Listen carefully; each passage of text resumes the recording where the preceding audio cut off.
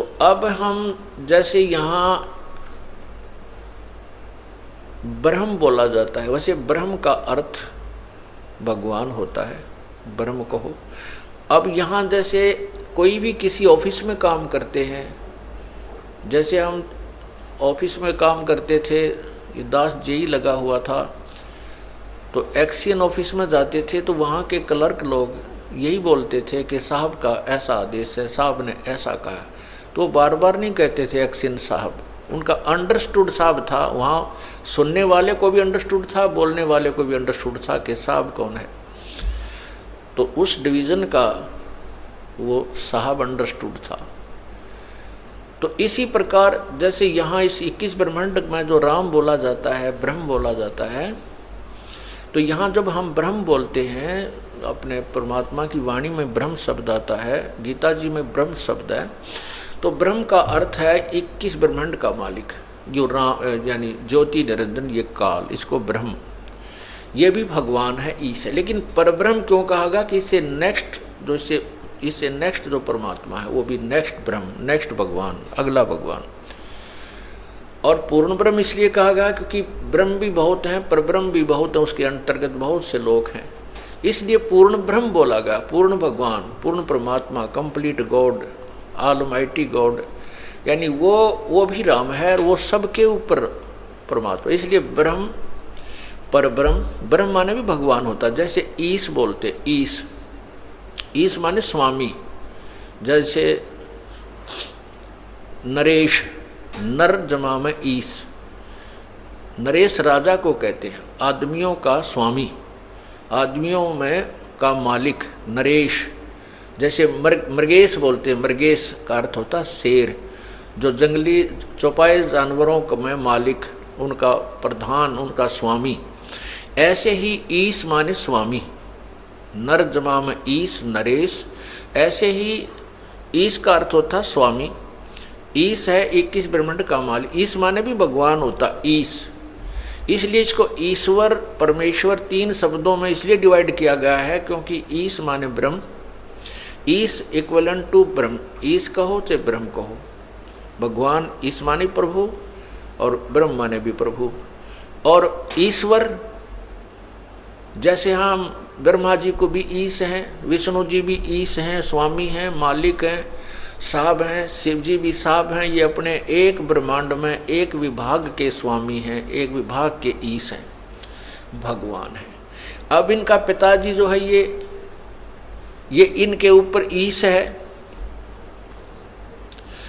इनके ऊपर स्वामी है। तो इस ब्रह्मांड में जो ईश है, ब्रह्म है, ये ब्रह्म है, काल ब्रह्म है, ज्योति निरंजन है, इसको हम ईश मानकर चलते हैं।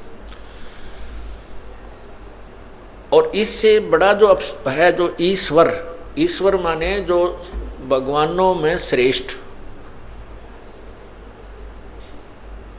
और परमेश्वर जो ईश्वर, ईश माने स्वामी, वर माने श्रेष्ठ, यानी अन्य भगवानों में श्रेष्ठ, और सब भगवानों में श्रेष्ठ से का भी श्रेष्ठ, परम श्रेष्ठ।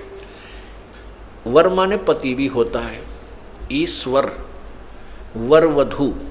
तो ईश्वर का अर्थ है उस स्वामी का भी, उस ईश का भी पति, मालिक, ईश्वर। और परमेश्वर,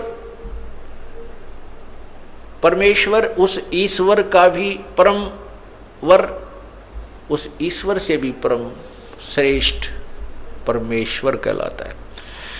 ईश ब्रह्म, ईश्वर परब्रह्म, और परमेश्वर पूर्ण ब्रह्म, परम अक्षर ब्रह्म। इस प्रकार हमने ये प्रभु की जो डेफिनेशन है ऐसे समझना है। ये तो केवल एक नाम को क्लैरिफाई किया है कि परमात्मा हम किसको मानते हैं। जैसे हम विष्णु भगवान के अवतार श्री कृष्ण, श्री रामचंद्र जी को भी राम बोलते थे, भगवान कहते हैं। ये भी स्वामी है, जितना क्षेत्र इनका विभाग है, जितनी इनकी पावर है, इतने राम हैं ये, इनको नकारा नहीं जा सकता। जैसे एक विभाग होता है, उसमें जिस भी अधिकारी कर्मचारी का जितना कार्य क्षेत्र है, जितनी उनकी पावर है, उतने वो साहब होते हैं और उतने वो आदरणीय होते हैं। हमने केवल ज्ञान, हम आपको केवल ज्ञान समझा रहे हैं, ये नहीं कह रहे कि ये रिजेक्टेड है, इनसे हमारा कोई लेना देना नहीं। नहीं, जब तक हम इस काल के देश में हैं, हम इन भगवानों के अधीन हैं। हमने इनके प्रत्येक मर्यादा का पालन करना है, इनके नियमों के अंतर्गत रहना है, नहीं तो हम दोषी बन जाते हैं। जैसे हम विदेश में गए हों तो उस देश के कानून में हमें रहना पड़ेगा, चाहे हम कहीं वापस आना चाहेंगे तभी आ सकेंगे जब उनकी सब मर्यादाओं में रहते हुए अपना धनी होंगे, वापस आने जोगा ब्योंत कर लेंगे। यदि हम वहाँ दोष कर देंगे तो हमारा वहाँ फिर सजा हो जाएगी। इसलिए हमने इनके यहाँ के जो नियम हैं इनको भी पालन करना है और इन भगवानों का सत्कार करना है, लेकिन पूजा केवल अपने ही परमात्मा पूर्ण ब्रह्म की करनी है। जैसे किसी भी ऑफिस में आप जाइए, चाहे भले ही आप किसी मंत्री मुख्यमंत्री के भी व्यक्ति हो, फिर भी आपको वहाँ के कर्मचारी अधिकारियों को सत्कार ही कर देना होता है शिष्टाचार के नाते, नहीं तो वो उल्हाना देंगे कि आपका व्यक्ति आया था और हमारे साथ बदतमीजी की, तो वो साहब वो मंत्री और मुख्यमंत्री भी आपसे रुष्ट हो जाएगा कि तो भाई ऐसा नहीं। तो इस प्रकार हमने कहने का भाव यह है कि हम प्रत्येक मर्यादा को निभाते हुए भक्त बनेंगे और परमात्मा पाएंगे। अब जो प्रसंग चल रहा है, हम इस काल भगवान के जाल में फंस गए और अभी तक हमें इस काल ने इतना ज्ञानहीन बना दिया कि हमें ये भी नहीं मालूम कौन राम है, हम किसकी पूजा कर रहे हैं। अब जैसे मुसलमान भाई कहते हैं परमात्मा अव्यक्त है, अल्लाह निराकार है, मतलब वो अदृश्य है, उसका नाम क्या है? नाम कोई नहीं। स्थान क्या है? कि सातवें आसमान पर अल्लाह रहता है। तो इससे एक तो बात ये सिद्ध होगी परमात्मा साकार है, क्योंकि वो एक देशीय एक स्थान पर रहता है। दूसरा, उनको ये नहीं मालूम कि उसका नाम क्या है। वो अल्लाहु अकबर भी करते हैं, लेकिन अल्लाहु अकबर है कौन? अल्लाह अकबर, अल्लाह कबीर। जैसे भाषा होती है, इसमें कबीर को अकबीर, जैसे अपनी संत भाषा में क्या बोलते हैं? स्थान को अस्थान, स्थिर को अस्थिर, ऐसे एक एक्स्ट्रा ए लग जाता है। जैसे कबीर को अकबीर, अल्लाह को अल्लाहू भी बोल देते, अल्लाहू, अल्लाहू कबीर अकबर। तो अल्लाहू अकबर कहने लगे, अकबर, अकबर का अर्थ भी कबीर है। तो इस प्रकार वो अल्लाह कबीर, ये अल्लाह का अर्थ भगवान कहते हैं, कबीर का अर्थ बड़ा कर देते हैं, बड़ा भगवान। अब वो बड़ा भगवान कौन है उसको डिफाइन कर दिया आपको कि वो बड़ा भगवान कौन है।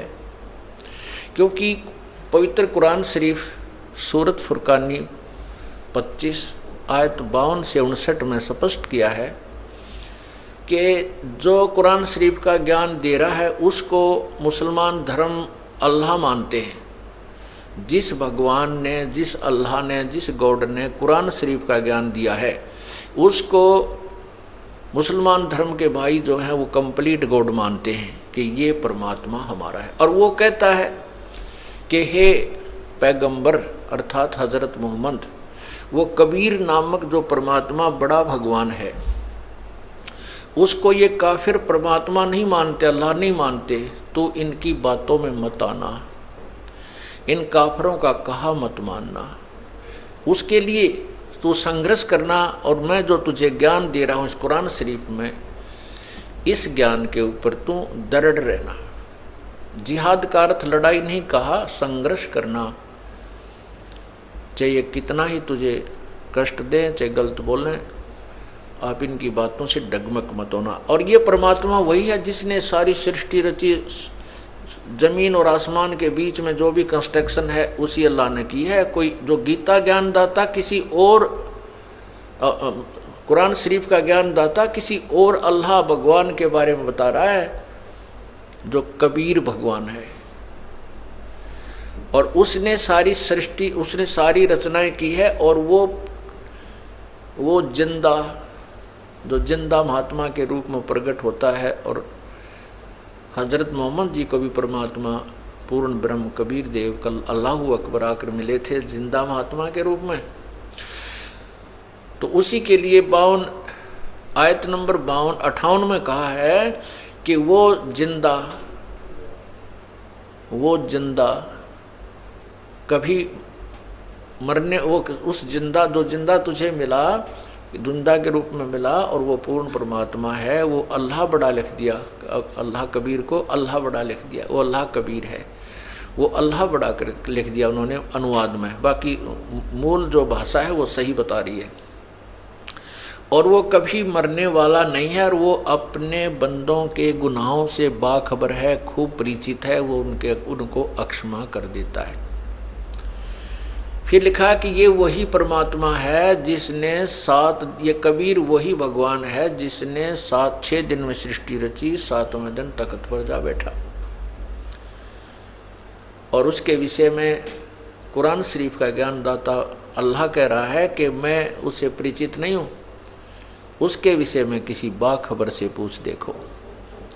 इससे ये सिद्ध हुआ कि जिसको हजरत मोहम्मद जी अपना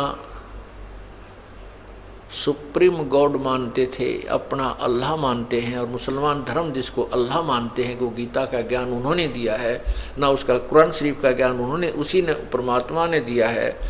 और वो कहता है कि उस पूर्ण परमात्मा के बारे में जिसने 6 दिन में सृष्टि थी, 7वें दिन तख्त पर जा बैठा, और जिसने आसमान और ज़मीन के बीच में जो कंस्ट्रक्शन सारी की, वो अल्लाह कबीर है, वो अल्लाह बड़ा है। उसके विषय में किसी बाखबर से पूछ देखो।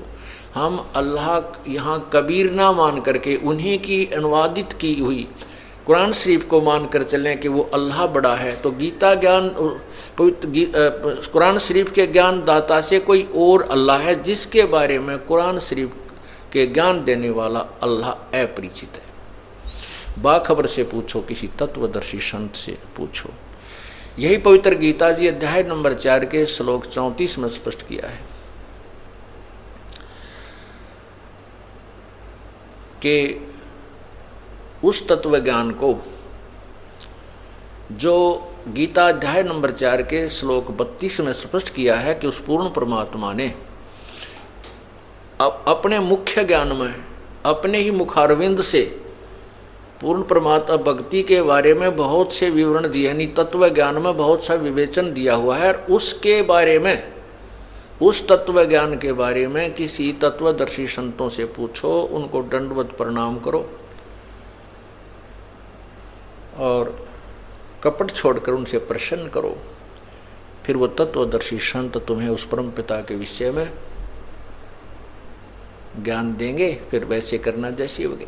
कहीं इसे सिद्ध हो गया कि गीता ज्ञान दाता जो गीता जी में ज्ञान दे रहा है, जिसको पवित्र हिंदू समाज सुप्रीम गॉड मान रहा है, श्री कृष्ण जी ने गीता बोली, श्री कृष्ण जी, वैसे तो श्री कृष्ण जी ने गीता में एक शब्द भी नहीं कहा।